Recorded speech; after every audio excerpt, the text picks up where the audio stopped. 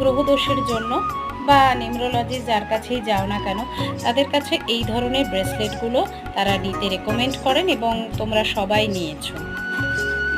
আমার কাছে আসা অনেক ক্লায়েন্টদের আমি দেখেছি তারা সেটা বাঁ হাতে পরে, কিন্তু কেন বাঁ হাতে কেন পরে বা ডান হাতে কেন পরা যায় না, বা ডান হাতে পরলে কি হয়, কোন ব্রেসলেট বাঁ হাতে পরতে হয়, পুরো ব্যাপারটা জানার জন্য একবার আমার সাথে কনসাল্ট করো। আমি বলে দেব কোন ব্রেসলেট বাঁ হাতে এবং কোন ব্রেসলেট ডান হাতে পরতে হয়। আমি কিন্তু সব ব্রেসলেট ডান হাতে পরি। কারণ কি আছে, এর একটা অনেক বড় কারণ আছে। আমি অনেককে বলেছি বাঁ হাতে পরতে, সেটারও কারণ আছে। কোন ব্রেসলেট বাঁ হাতে পরতে হয়, কোন ব্রেসলেট ডান হাতে পরতে হয়, অবশ্যই জানার জন্য আমাকে